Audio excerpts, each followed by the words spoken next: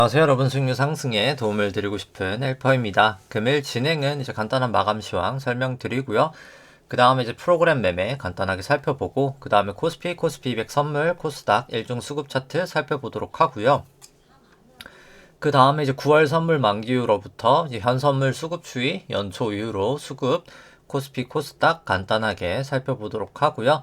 코스피 코스닥 S&P 나스닥 등등 차트들은 나중에 살펴보고, 우선 먼저 일단 리포트 간단하게 어제 이슈 있었던 거 간단하게 좀 설명드리도록 하겠습니다. 그 다음에 일단 밸류에이션 지표부터 좀 살펴보도록 하고요. 이제 일드갭이라는 밸류에이션 지표로 코스피, 코스닥, S&P 밸류에이션 살펴보고, 코스피, 코스닥 신용잔고 추이 같이 한번 보도록 하겠습니다. 그 다음에 이제 통화량인 M2 대비해서 S&P, 나스닥, 그리고 이제 코스피, 코스닥 밸류에이션 보도록 하고요.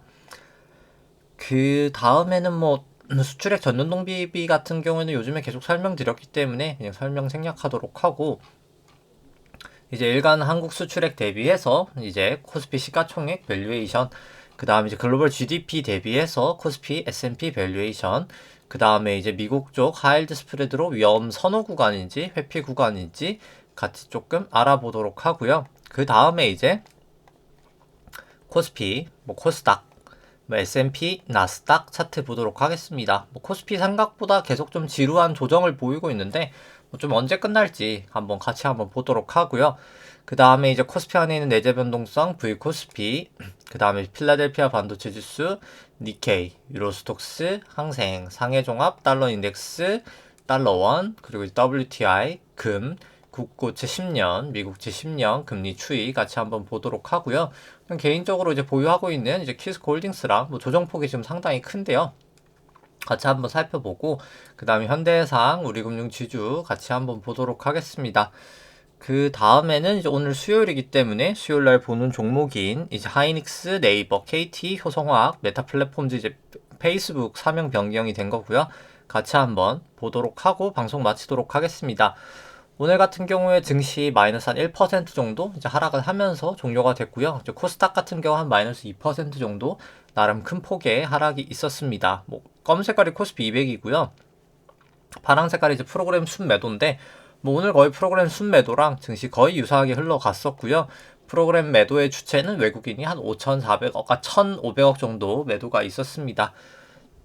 기관 같은 경우에 한 130억 정도 프로그램 매도가 있었고요.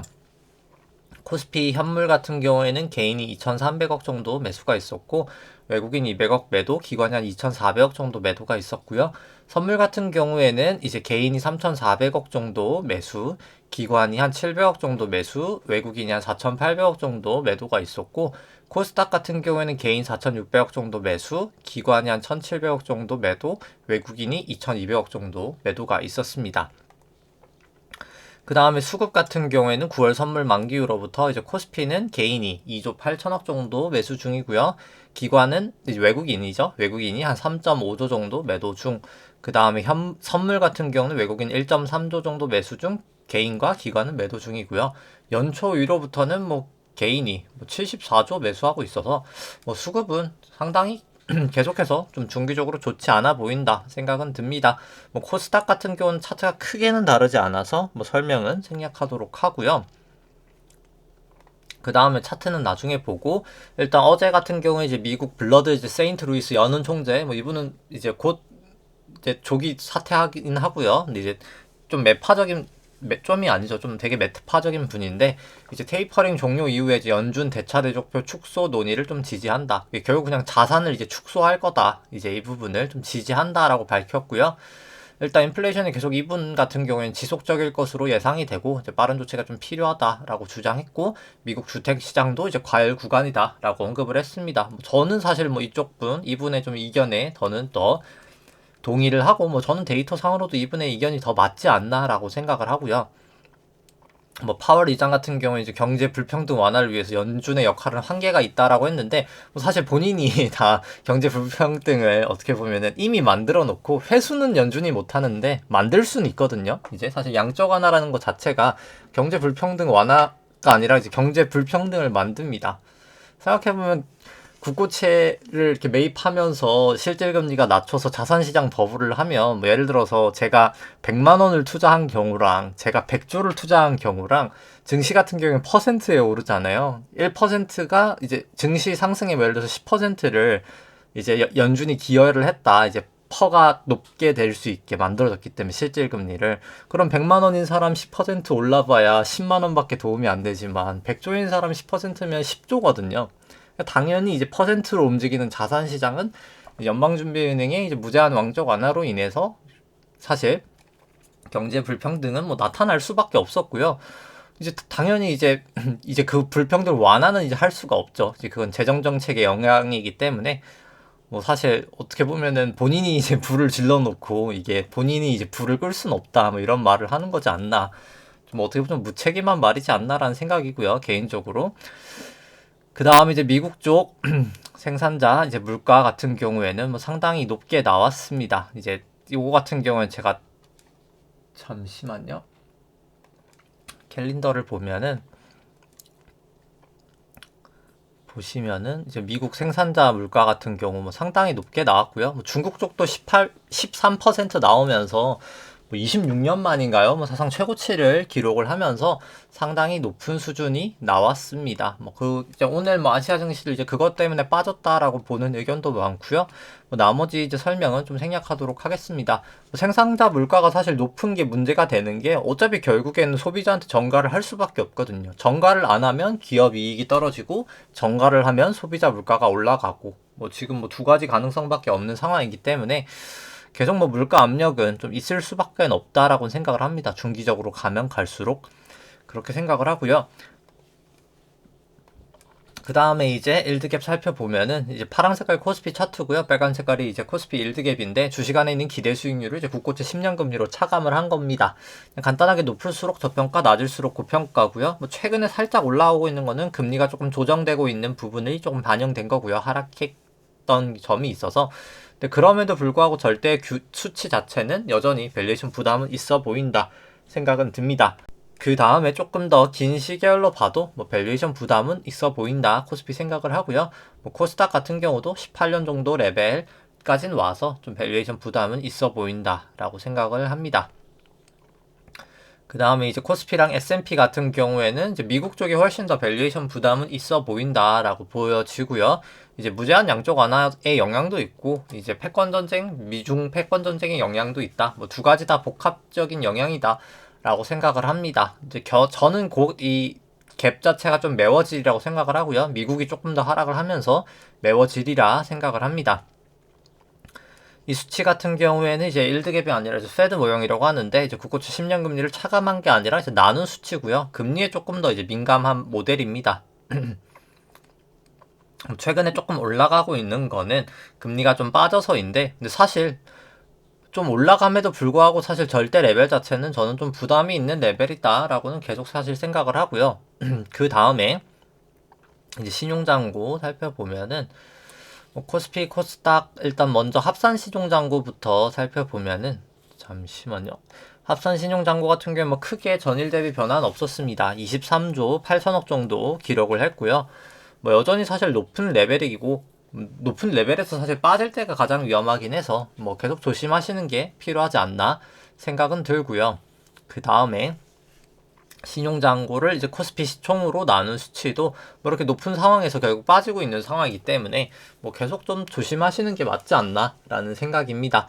신용잔고 증감 속도 같은 경우 이렇게 떨어질 때가 항상 증시 급락을 했었는데 이번에도 어김없이 빠지고 있는 추세이기 때문에 사실 돈이 이제 더 이상 풀리기가 어렵다는 뜻이거든요. 신용잔고로서는 좀 이제 좀 조심해야 될 때가 계속 왔다라고 생각을 합니다. 그 다음에 이제 뭐 코스닥은 차트만 보여드리고 뭐 설명은 좀 생략하도록 하고요. 그 다음에 이제 뭐 통화량 대비해서 봤을 때 이제 S&P 나누기 M2 같은 경우에는 이제 높을수록 통화량 대비해서 고평가, 낮을수록 저평가고요. 다 컨버블 이후로 지금 사상 최고치이기 때문에 저는 밸류에이션 부담 충분히 있어 보인다 생각을 하고 나스닥 같은 경우도 뭐 마찬가지입니다. 한국 코스피 같은 경우도 2018년 고점 부근까지 쳤다가 빠져서 조심할 필요 있어 보이고요. 코스닥 같은 경우도 뭐 마찬가지입니다. 그 다음에 그리고 뭐 사실 아까 캘린더 할 때 설명을 안 드렸었는데 오늘 이제 미국 쪽 CPI 이제 소비자 물가 발표가 되거든요. 뭐 이 부분이 좀 상당히 중요하지 않을까. 왜냐면 미국 뭐 생산자 물가, 미국이 아니라 중국 사실 생산자 물가 아까 말씀드렸듯이 13.5% 나왔거든요. 뭐 정말 어마어마하게 나왔기 때문에 뭐 생각보다 뭐 높게 나올 것 같다라는 생각을 하고, 뭐 이번에 꼭 높게 안 나오더라도 뭐 사실 결국은 계속해서 뭐 특히 이제 내년에 뭐 솔직히 상반기 이후로 뭐 조금 이제 하반기부터 물가가 좀 잡히지 않을까라고 하는데, 저는 오히려 내년 이제 하반기 완전 끝부분이나 이제 내후년부터 오히려 물가는 사실 더 올라가지 않을까. 그 지급준비금이라는 개정이 이제 실물 경제로 자산 시장에서 풀리면서 사실 물가는 더 올라간다라고 보고요. 그 다음에 이제 일간 한국 수출액 대비해서 이제 코스피 이제 시가총액 같은 경우는 과거 고점들을 넘었다가 이렇게 빠지고 있어서, 그렇게 빠질 때 보시면 이때도 그렇고 항상 이제 같이 쭉 빠지거든요. 그래서 뭐 저는 추세가 상당히 좋지 않다라고 생각을 하고요. 그 다음 이제 글로벌 GDP 대비해서 봤을 때도 아직까지 이제 계속 고점을 넘어 있는 상태에서 빠지고 있어서 뭐 밸류에이션 부담은 충분히 있는 상태다. 뭐 S&P나 코스피나 뭐 둘 다 그렇게 생각이 되고요. 미국 쪽 하이힐드 스프레드 같은 경우에는 아직까지는 200 이동평균선 넘지 않았기 때문에 장기 추세는 아직까지는 위험 선호다 라고 보여지고, 120 이동평균선도 아직은 넘진 않아서 아직까지는 위험 선호다 라고 보여집니다. 50 이동평균선도 아직까지 다시 내려가서 뭐 지금 좀 괜찮을 수도 있다라고는 보여지지만, 뭐 사실 점점 이게 갭이 점점 좀 가까워지고 있거든요. 그래서 저는 사실 좀 조심할 때다라고 생각을 합니다. 뭐 더 빠질 룸도 없고, 뭐 사실 계속해서 좀 조심할 필요성이 있다라는 생각이고요. 그 다음에 이제 차트를 보면은 사실 뭐 코스피 200으로 이제 먼저 보면은, 이제 코스피 200 같은 경우에 이제 코로나 저점 이후로부터가 새로운 파동이라고 보고요. 여기까지가 엘리어트 파동상 1파, 여기가 2파, 3파, 4파, 5파 이제 고점을 쳤다라고 봅니다. 그 다음에 이제 2파랑 4파 저점을 이렇게 그어서 3파 고점에다가 올려놓으면 채널링을 할 수 있는데, 고점하고 고점하고 다였기 때문에 저는 이제 뭐 채널링 유했다라고 보고요. 이제 여기서 뭐 5파 고점 뚫릴 때 채널링 하회할 때 1차적으로 매도할 수 있었고, 뭐 늦었었더라도 뭐 이때 2파랑 4파 채널링 깨질 때 매도를 할 수 있지 않았을까 생각을 합니다. 이제 그 다음에 이제 내려가고 있는 것은 여기가 이렇게 쐐기 모양으로 A파가 나오고, 그 다음 이제 B파로 올라가고, 지금 이제 C로 저는 빠졌던 게 끝이 났다라고 보여지고요. 1, 2, 3, 4, 5로. 이제 이거 같은 경우에는 여기 이제 5파 고점과 이제 B파 고점을 그은 다음에 A파 저점에다가 그어보면은 여기도 저점 닿은 걸 봤을 때 채널은 유효했고, 여기 이제 뚫린 걸 봤을 때 여기가 이제 확실히 C는 C구나 라는 걸 알 수 있었습니다. 근데 재차 이제 올라갔기 때문에 그럼 이제 여기가 A, B, C로 큰 A는 끝이 났고, 지금 이제 B구나 라고 알 수 있고요. 이제 그럼 이제 B를 어디서 팔아야 되나라고 하는 채널링은 이제 이 4파 저점과 A파 저점을 그어서 이제 채널링을 할 수가 있거든요. 근데 그런 걸 보시면은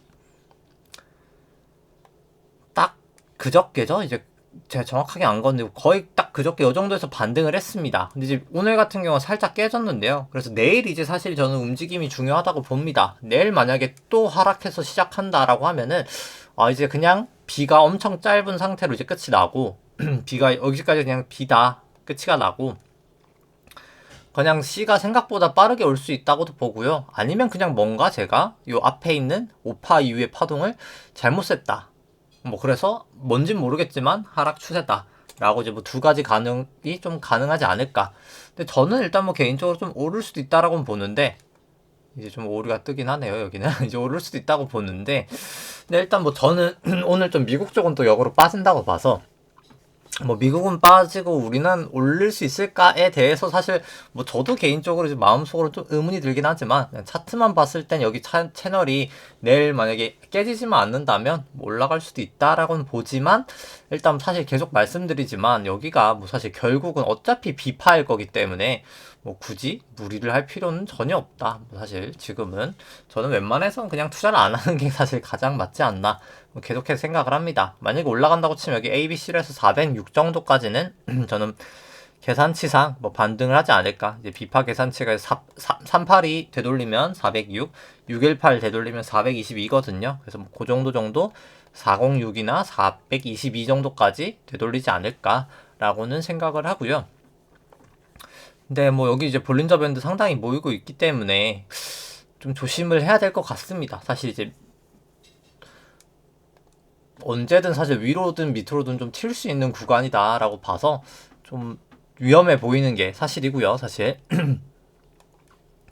뭐 코스피 같은 경우도 뭐 크게 다르진 않아서 뭐 설명은 생략하도록 하고요. 코스닥 같은 경우도 이제 구름대를 결국 넘어갈 뻔했다가 오늘 이제 2%나 하락하면서 재차 이제 구름대 안으로 들어왔거든요. 그래서 확실히 그냥 여기는 이제 A, B, C, A고 B 다음에 C로 떨어질 확률이 높지 않나. 근데 뭐 그런 걸 봤을 때 이제 코스피도 혼자만 버틸 수 있을까에 대해서 사실 물음표긴 합니다. 저는. 그래서 뭔가 내가 잘못 매겼을 수도 있으니까 뭐 사실 계속 말씀드리지만은 비파 반등이 있을 수 있다고 보는데 비파 정도는 그냥 저는 항상 버리는 게 맞지 않나. 웬만하면 이제 제가 이제 장 초반 이제 비파 한 요 정도까지는 제가 트레이딩을 했었는데 그냥 이때 먹고 그냥 다 팔아버렸거든요. 저는 비파를 이제 위에서 썼던 거는 그때 이제 증권주들로 좀 잠깐 담았었다가 요 정도 그냥 먹고 버리는 게 저는 좀 맞지 않았나. 근데 결과론적으로 사실 그거는 잘 하긴 했던 거죠. 뭐 사실 굳이 베타 높은 거를 뭐 길게 들고 갈 필요는 없지 않았나 라는 생각이었었고 코스닥 같은 경우도 결국 A, B, C로 저는 좀 빠지지 않을까 일단 생각을 합니다. 그래서 뭐 사실 국내 증시는 좀 부정적으로 보고 있긴 하고요. 왜냐면 코스피 같은 경우에는 모양상 좀 올라갈 수 있을 거라는 생각은 드는데 저는 솔직히 근데 뭔가 다른 코스피 말고 다른 게 너무 다 안 좋아서 여기도 좀 그냥 보수적으로 보는 게 맞지 않나 싶긴 합니다. 왜냐면 여기가 이제 계속 쐐기여서 저는 이게 그냥 조정 파동이라고 보는데 근데 한 번 더 올라갈 수 있다고는 보는데 일단 뭐 다른 데가 모양이 너무 안 좋아서 그냥 이제 좀 손이 안 가는 그런 느낌이다라고 생각이 되고요. 이제 S&P 같은 경우에는 코로나 저점 이후로부터 여기까지가 1파, 여기 2파, 3파, 4파 하고 나서 마지막 5파에 대해서 이제 여기까지가 1파, 여기가 2파, 이제 그 다음에 여기가 3파, 여기가 4파, 여기서 마지막 5파를 저는 쳤다라고 봅니다. 이제 그래서 여기 마지막 파동에 대해서 2파랑 잠시만요. 네. 2파랑 여기서 이제 4파 저점들을 그어서 여기도 3파 5점에다 올려놓으면 채널링을 할 수 있겠죠. 3파 5점에다 올려놓으면 사실 정확하게 그어놓으면 딱 닿은 데서 사실 빠졌거든요. 이게 지금 제가 로그가 씌워진 거여가지고 딱 안 닿이는데 로그가 아니라 그냥 로그가 아닌 걸 보면 딱 닿인 상태에서 딱 빠집니다. 그래서 채널 딱 닿인 상태에서 빠졌기 때문에 뭐 저는 이제 5파 5점을 친 게 아닌가. 정말 이제 1, 2, 3, 4, 5 다 치고 나서 RSI 이제 70 밑으로도 내려왔고 충분히 하방 추세가 가능하다. 미국 같은 경우에는 2009년부터 이 길게 올라왔던 1파, 2파, 3파, 4파, 5파가 정말 이제 끝이 난다. 생각보다 상당히 큰 조정이 저는 좀 올 수 있다. 미국 쪽은 생각이 들고요. 그 다음에 이제 나스닥 같은 경우에는 그냥 로그를 풀고 보죠. 뭐 사실 단기 파 추세 같은 경우 원래 로그를 푸는 게 맞거든요. 그래서 장기 추세를 볼 때는 로그를 씌우시고 뭐 사실 가장 좋은 거는 그냥 로그 한 거랑 로그 안 한 걸 다 보는 겁니다. 실제로 이제 엘리어트 같은 경우도 다 두 가지를 동시에 봤다라고 하고요. 여기가 1, 2, 3 나스닥 같은 경우에는 4 나오고 여기가 5에 1, 5에 2, 여기가 5에 3, 5에 4, 5에 5라고 보여집니다. 나스닥은 오히려 안에 있는 파동도 더 깔끔하게 보이죠? 1도 1, 2, 3, 4, 5, 4, 그 다음에 여기도 1, 2, 3, 4, 5로 작은 1, 2, 그 다음에 1, 2, 3, 4, 5, 그 다음에 4, 1, 2, 3, 4, 5, 딱 5파로 잘 고점을 쳤다라고 보여지고요. 여기도 이제 채널링을 그어본다라고 하면은 저점하고 저점을 그어서 2파랑 4파 저점을 그어서 여기 또 채널 다 있는 걸 봐서는 여기도 채널이 묘하구나 라고 생각이 들고요. 이렇게 딱 올려놨을 때 여기는 이제 딱 고점을 살짝 넘었다가 지금 빠지고 있어서 뭐 저는 상당히 안 좋아 보인다. 뭐 계속 그냥 부정적으로 보입니다. 나스닥도 정말 2009년 이후로 기나긴 이제 상승 이후로 조정이 시작되지 않을까. 파라볼릭도 이제 매도 시그널, RSI도 매도 시그널, MAC도 매도 시그널 다 나오고 있는 상태여서 추세는 좋지만 뭐 저는 상당히 부정적으로 보인다라고 생각을 하고요. 뭐 볼린저 밴드 같은 경우 제가 장기 볼린저 밴드도 가끔씩 보여드리는데 생각보다 되게 중요하고 좀 보시는 걸 추천을 드리고요. 50일 볼린저 밴드 같은 경우도 넘었다가 지금 하회해서 상당히 좀 이제 부정적인 모양새고요. 200일 볼린저 밴드를 봤을 때도 넘었다가 하회해서 둘 다 조금 부정적인 모양새고, 나스닥 같은 경우에도 50일 볼린저 넘었다가 하회하고 있어서 부정적으로 보이고요. 200일 볼린저도 이제 드디어 넘었다가 하회하고 있기 때문에 정말 뭐 웬만한 지표들은 다 좀 위험해 보인다 생각을 합니다. 이제 코스피 같은 경우도, 코스피 안에 있는 내재 변동성 같은 경우도 뭐 상당히 이제 모여 있어서 뭐 사실 구름대 밑에 있긴 하지만 여기 볼린저가 이렇게 위든 밑이든 튈 것 같아서 정말 이제 사실 위든 밑이든 좀 코스피는 좀 위로든 밑으로든 좀 튈 것 같아서 방향성 좀 보시고 대응을 하면 되지 않을까 싶고요. 필라델피아 뭐 반도체 지수 같은 경우에는 뭐 사실 저는 이제 고점을 친 게 아닌가, 이제 정말 고점을 친 게 아닌가 생각을 듭니다. 음봉 나온 것도 그렇고 뭐 저는 사실 미국 증시는 계속 좀 부정적으로 보고 있습니다. 뭐 추세 자체로는 문제는 없지만요. 니케이 같은 경우도 어차피 전 여기가 5파라고 봐서 A파, B파, C파든 1, 2, 3이든 뭐 결국 더 빠지지 않을까 생각을 하고요. 유로스톡스 같은 경우도 이제 여기 5파 5점 치고 이제 크나큰 조정을 또 시작하지 않을까 생각을 합니다. RSI도 뭐 여기도 매도 시그널 나오고 있고요. 항생 같은 경우는 뭐 계속 우리나라랑 좀 비슷하게 움직이고 있고요. 뭐 오늘은 상승했지만 여기 A, B, C 치고 나서 그 다음에 이제 B에 대해서 A, B, C로 저는 좀 솔직히 그냥 파동만 봤을 때 좀 올라갈 수 있지 않을까 생각은 들고요. 상해 종합 같은 경우는 이제 A, B, C든 1, 2, 3이든 사실은 뭐 더 빠지지 않을까. 뭐 오늘 좀 되돌리긴 했지만 계속해서 뭐 추세 자체는 좋지 않다라고 생각을 합니다. 그 다음에 이제 뭐 달러 인덱스 같은 경우 여전히 기준선 위에 있기 때문에 26일 후행스팬도 꺾이지 않았고요. 이제 불씨가 계속 살아 있어서 뭐 저는 좀 상방으로 가능성이 좀 있지 않을까 생각을 하고요. 뭐 달러 원 같은 경우도 계속 구름대 위에 있기 때문에 기준선 밑에 있긴 하지만 구름대 위에서 계속 지지를 받아서 구름대 안으로 들어가기 전까지는 아직까지는 추세는 살아있다라고 보는 게 맞을 것 같습니다. WTI는 이제 다시 또 기준선 위로 올라와서 그냥 이렇게 되면 아직까지는 추세가 살아있다라고 보면 될 것 같고, 재차 사실 기준선 하회하면 그땐 좀 추세가 꺾인 걸로 판단해도 되지 않을까 생각을 합니다. 금 같은 경우는 실질금리 미국 쪽이 계속 낮아지고 있기 때문에 올라가고 있지만 뭐 사실 지금 정도 레벨이면은 뭐 저는 거의 다 왔다. 왜냐면 실질금리가 이제 더 떨어지기도 힘든 레벨까지 왔거든요. 그냥 뭐 간만에 제가 최근에 좀 만든 시트인데 그냥 이제 BEI 이제 기대 인플레이션이나 미국 실질금리가 이제 제가 보통 10년만 보여드리긴 했었는데 뭐 실제로 이제 되게 종류별로 많거든요. 여기서 안 넣은 것도 있지만 7년도 있고 20년도 있긴 하고요. 뭐 기대 인플레이션 같은 경우에 보시면 만기가 짧을수록 높고요. 그래서 단기간의 인플레이션, 기대 인플레이션이 높고, 근데 30년 기대 인플레이션 같은 경우에도 2.4가 되기 때문에 상당히 높은 수준이다라고 보여지고요. 실질금리 같은 경우에는 이제 30년물이 지금 뭐 최저를 경신을 했거든요. 그래서 최근에 이제 좀 올라갔던 게 이제 실질금리가 낮아져서인데 사실 이제 더 내려갈 룸도 없거든요. 결국 물가가 이렇게 올라가는데 사실 연준이 방관하는 것도 사실 저는 직무유기라고 생각을 하는데 지금 계속해서 사실 물가를 끌어올리고 있는데 뭐 결국은 뭐 되돌아서지 않을까 생각을 하면서 이 실질금리 올라서면 뭐 증시는 좀 무너지지 않을까 생각을 합니다. 그 다음에 그래서 사실 금은 실질금리랑 반대로 움직이기 때문에 실질금리 올라갈 때 금은 빠지리라 보고요. 실질금리 한 1% 정도 이제 되면 그때부터 좀 금은 적극적으로 담으면 되지 않을까 생각을 합니다. 이제 국내 10년물 같은 경우 이제 주구장창 빠지다가 급등한 이후로 조금 오늘 단기 반등은 있었지만 뭐 결국은 조금 더 빠진다. 한 2.1 요 정도 라인까지는 좀 빠진다라고 보고요. 워낙 급등을 했었기 때문에 조정 보이고 나서 그 다음에 좀 올라가지 않을까 생각은 하고, 미국채 10년물 같은 경우에는 아직 5파 고점을 치진 못했거든요. 장기 추세로 이제 1, 2, 3, 4, 5로 저는 전고점 넘을 때까지 올라갔다가 다시 무너지지 않을까 생각을 합니다. 그래서 곧 사실 반등이 있을 거라고 보고요. 그 다음에 이제 키스홀딩스 같은 경우에는 뭐 사실 상당히 낙폭이 커서 뭐 저 같은 경우 개인 투자자분들 여기 120 이동평균선을 사실 매도를 하시는 게 맞지 않았을까라고 생각을 했고, 뭐 저 같은 경우는 계속 말씀드리지만 저는 이 데일리 거래량 이 정도로 사실 팔 수가 없어가지고 그냥 들고는 있습니다.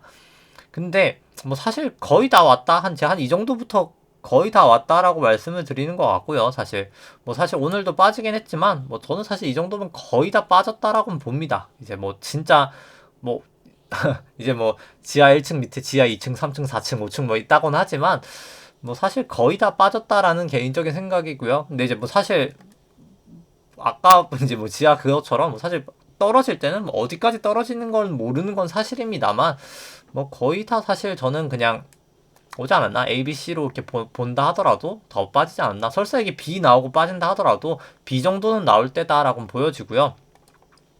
사실 올라가는 거 대비해서 이 정도 낙폭이면은 뭐 제가 봤을 때 뭐 여기가 이제 4를 본다면 이쪽이겠죠. 한 뭐 최대 이쪽 근처 거의 다 왔기 때문에 이제 그냥 여기를 A, B, C로 뭐 봐도 무방하지 않나. 아마 그 다음에 올라간다고 하면은 새로운 상승 파동의 가능성이 이제 뭐 100%라는 할 수 없지만 좀 높지 않을까. 뭐 저는 그렇게 생각을 합니다. 뭐 그 다음에 이제 키스홀딩스 같은 경우에는 이제 현재 주가 16,200원 정도 되고요. 250원 정도 되고 나머지 실적 전망치 이 정도다 라고 감안을 했을 때 뭐 67,000원까지는 갈 수 있다라고 봅니다. 뭐 현금만 뭐 4,800억이고요.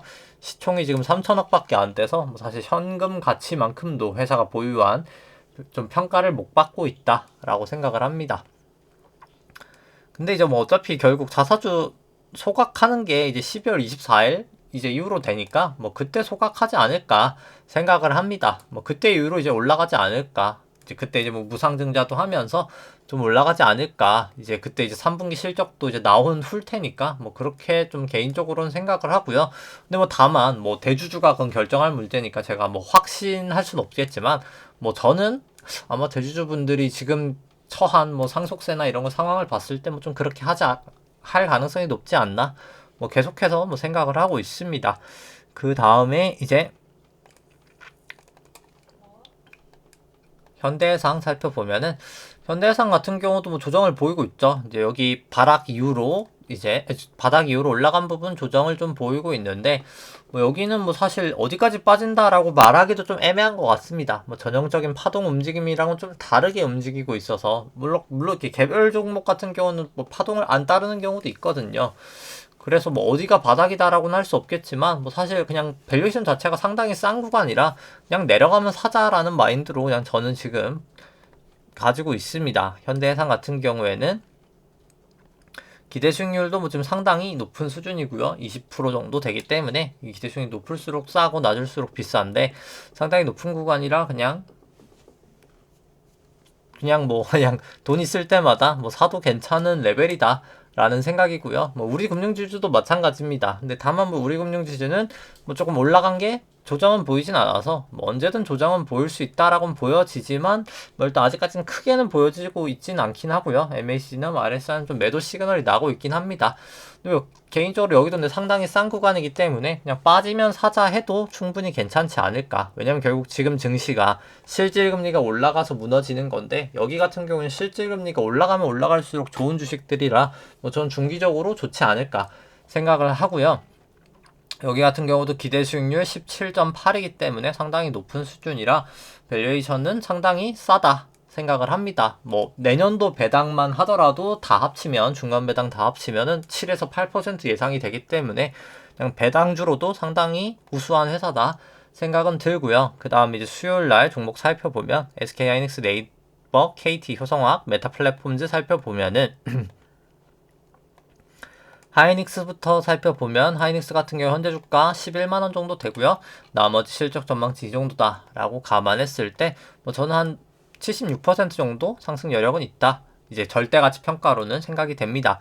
근데 다만 하이닉스 같은 경우에는 이제 좀 워낙 반도체 부분 비중이 높아서 실적 변동성이 너무 크거든요. 실적 변동성이 정말 너무 커서 뭐 반토막 났다가 4배 올랐다가 거의 뭐 2배 올랐다가 이제 거의 10분의 1 토막 났다가 2배 올랐다가 뭐 정말 왔다 갔다 큰 회사여가지고 일단 항상 밸류에이션 좀 디스카운트를 절대가치 평가로는 좀 받는 걸 감안을 해야 된다 라고 생각을 하시면 될 것 같고요. 상대가치 평가로 봤을 때 과거에 이제 10% 정도 근처 왔을 때 조정을 보였었는데 이번에도 이제 10.5 정도 기록하고 나서 조정 보이고 있고요. 과거 이제 많이 하락했을 때 뭐 20 몇 %까지도 조정을 보였기 때문에 뭐 지금 밸류에이션이 싸냐라고 했을 때 뭐 무조건 싸다, 마냥 싸다라고 말하기는 조금 어렵지 않을까 생각이 듭니다. 그 다음에 이제 기대 조정 수익률, 금리 조정 수익률 같은 경우에도 뭐 그렇게 높은 수준이 아니기 때문에 뭐 저는 좀 충분히 추가 조정은 가능하다. 올라갔다가 이제 재차 반등, 이제 하락은 가능하다라고 생각을 하고요. 뭐 차트 같은 경우에도 SK 이제 하이닉스 같은 경우에는 저는 이제 여기 떨어진 게 A고 결국 B파 반등한 다음에 다시 이제 C로 조금 더 빠질 확률이 높지 않을까 여기 같은 경우에는 생각을 합니다. 그 다음에 이제 네이버 같은 경우에는 이제 현재 주가 41만원 정도 되고요. 나머지 이제 실적 전망치 이 정도다라고 감안을 했을 때 뭐 한 18만원 정도까지 저는 좀 떨어질 수도 있다. 오히려 역으로 밸류에이션 부담은 좀 있어 보인다 라고 생각을 하고요. 상대가치 평가로 본다 하더라도 지금 밸류에이션이 뭐 사실 상당히 높은 편이거든요. 뭐 주가가 상당히 많이 올랐으니까요. 거의 3배나 올랐기 때문에 뭐 가장 바닥에서 했으면은 뭐 거의 4배 올랐고요. 그렇다 보니까 뭐 상대가치 평가라도 밸류에이션 부담은 좀 있어 보인다라는 생각입니다. 네, 그리고 이제 뭐 여기 같은 경우에도 결국 그냥 A, B, C 빠지고 나서 B, 뭐 결국은 C로 더 빠지지 않을까. 뭐 저는 뭐 그렇게 딱 좋아 보이진 않고요. 뭐 사기에 그렇게까지 메리트가 있어 보이진 않고요. 그 다음에 이제 뭐 KT 같은 경우 오늘 뭐 실적 발표 났는데 잘 나왔죠. 이제 31,000원 정도 되고 현재 주가 나머지 실적 전망치 이 정도다 라고 했을 때 여기 뭐 배당 매력도 충분하고요. 뭐 저는 뭐 거의 한 10만원까지도 사실 갈 수 있는 내재 가치는 보유하고 있는 회사다 라고는 생각을 합니다. 이제 상대 가치 평가를 봤을 때 과거에 이제 기대 수익률도 내려가고 주가도 내려갔던 게 이제 ROE 수익성 자체가 이렇게 계속 내려왔었거든요. 지금은 이제 또 수익성이 올라가는 추세이기 때문에 이제 뭐 향후 이제 K뱅크 좀 기대감도 있고요. 지금 그런 걸 감안했을 때 조금 더 사실 올라갈 룸은 충분히 있지 않을까. 상대 가치 평가도 이제 올라가고 있는 추세다. 그래서 뭐 괜찮다라고는 생각을 합니다. 그 다음에 차트 보면은 뭐 차트 상으로도 뭐 여기도 이제 비파 반등 나오고 사실 C로 더 빠지지 않을까. 비파 좀 나오지 않을까 생각을 합니다. 왜냐면 좀 비파 올라갔다가 좀 빠지지 않을까. 근데 이제 뭐 SK 하이닉스도 마찬가지고 뭐 네이버도 마찬가지고 B가 아니라 그냥 올라갈 수도 있는데 뭐 사실 이제 밸류에이션 부담이 있는 친구들은 저는 그냥 이제 B가 나오고 C가 나올 수 있고 밸류에이션 부담이 적은 친구들은 그냥 여기서 새로운 상승 파동도 가능은 하다. 이제 그렇게 생각을 합니다. 이제 그건 올라갈 때 좀 봐야 될 것 같긴 하고요. 그 다음에 이제 효성화학 같은 경우 최근에 이제 여기도 많이 조정을 받았는데 현재 주가 24만원 정도 되고요. 뭐 여기도 이제 실적 전망치 이 정도 나온다라고 했을 때 뭐 저는 사실 뭐 상승 여력은 충분하다고 봅니다. 거의 한 88만원 정도까지 실적이 조금 감소하는 거 감안하더라도 뭐 못해도 한 70만원까지는 사실 갈 수 있는 회사다라고는 보여지고요. 그 다음에 뭐 상대가치 평가로 봤을 때도 최근에 조정 보이면서 상대가치 평가 계속 높아지고 있거든요. 15% 정도 되면 뭐 사실 높은 수준이기 때문에 이제 좀 싼 구간까지는 왔다라고는 생각을 합니다. 근데 뭐 효성화학 같은 경우에 뭐 전형적인 사실 3산 패턴을 보이면서 빠지고 있는 거고요. 왼쪽 산, 중앙산, 오른쪽 산 해서 이렇게 3산 여기가 이제 깨지면서 이렇게 급락을 하고 있는 모양새입니다. 여기에 딱 200 이동평균선이 지나가고 있었기 때문에 저도 여기 200 이동평균선 깨지면 매도를 하시는 게 맞지 않을까 싶고 저도 개인적으로 매수를 했었지만 저도 이제 여기서 기준선 정도 깨졌을 땐가 아니면 구름대 여기 깨졌을 땐가 그때 이제 매도를 했었다고 방송에서도 이제 얘기를 좀 해드렸던 적이 있습니다. 그리고 나서 사실 뭐 상당히 많이 하락을 했죠. 뭐 키스코 같은 경우에는 제가 보유 물량 때문에 매도를 못하지만 뭐 효성화학은 뭐 제가 보유한 물량이 막 어마어마하게 또 많았던 것도 아니었고 뭐 적은 건 아니었지만 충분히 이제 유동성이 제가 뭐 파는 거를 충분히 이제 커버를 할 수 있는 상황이기 때문에 뭐 매도를 그 당시에는 했었습니다. 근데 뭐 효성화학 같은 경우도 뭐 사실 어디가 바닥일지는 모르겠지만 뭐 사실 슬슬 뭐 바닥이 거의 다 오지 않았나 라는 생각은 들기는 하는데, 이제 뭐 사실 키스코도 그렇고 얘도 그렇고 뭐 섣부른 바닥을 뭐 찾기는 조금 어렵고요, 매수를 하기에는. 그래서 사실 뭐 조금 올라가는 걸 보고 산다면 좀 올라가는 걸 보고 사는 게 더 맞지 않을까라는 생각인데, 뭐 근데 장기적으로 들고 가기에는 뭐 사실 밸류에이션은 싼 레벨이다 라고는 솔직히 생각은 합니다, 개인적으로. 이 정도 빠졌으면 사실 싼 레벨이다 생각이 되고요. 그 다음에 이제 메타 플랫폼즈 이제 페이스북인데요. 페이스북 보시면은 뭐 여기는 이름이 아직 안 바뀌긴 했는데 이제 회사 사명이 바뀌긴 했고요. 뭐 저는 이제 사실 뭐 여기가 그냥 우파 고점을 친 게 아닌가라는 생각은 있습니다. 근데 그래서 뭐 저는 좀 사실 특히 이제 테크 쪽 같은 경우에는 조정을 좀 보이지 않을까. 네, 여기가 A, B, C든 아니면 이제 1, 2, 3, 4, 5로 빠지든 저는 좀 조정이 있지 않을까 라고 보고 있긴 하고요. 근데 다만 뭐 사실 메타버스라는 게 저는 사실 되게 잘 될 거라고 보거든요. 되게 중기적으로. 어차피 주 4일째 우리나라도 그렇고 외국도 이제 점점, 외국은 뭐 이미 주 32시간인 나라도 있고 한데 결국은 어떤 나라든 다 점점 줄어들긴 할 거거든요, 근로 시간 자체가. 근데 그렇다 보면은 사람들이 이제 여가 시간이 많아지는데, 근데 그렇다고 소득이 또 늘어나는 건 아니잖아요. 덜 일하면 덜 벌게 되다 보니까 사람들이 이제 매주 여행을 갈 수도 없고 뭐 사실 그렇다 보니까 뭐 컨텐츠 쪽은 계속해서 저는 성장하리라 봅니다. 근데 이제 그 컨텐츠에 어떻게 보면 가장 메인 틀이 되는 게 아마 메타버스가 될 것 같고요. 그 메타버스 안에 컨텐츠랑 이제 엔터 뭐 여러 가지 조금 섞여서 거기서 이제 게임이랑 같이 좀 다 같이 조금 어우러지는 플랫폼이 이제 메타버스라는 플랫폼으로 들어가지 않을까 싶습니다.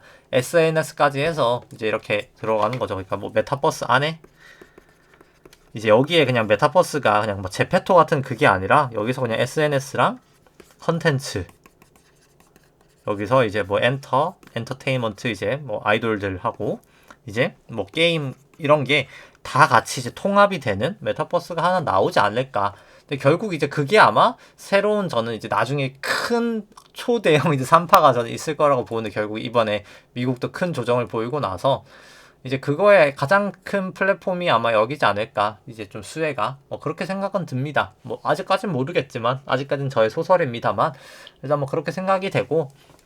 근데 아직 여기도 이제 옥석 가리기가 안 돼서 뭐 이제 좀 클 놈을 좀 그때 사야 되지 않을까라고 생각은 합니다. 근데 일단 아직 뭐 2파도 오지 않았기 때문에 뭐 3파 걱정을 미리 할 필요는 아직은 뭐 너무 이르지 않을까. 2파도 저는 몇 년은 빠진다고 보기 때문에 좀 너무 이르다, 미국 쪽은. 뭐 그렇게 생각을 하면서, 네, 오늘은 좀 방송을 좀 일찍 마치도록 하겠습니다. 네, 좋아요와 구독 누르시면 감사하겠습니다. 이상입니다.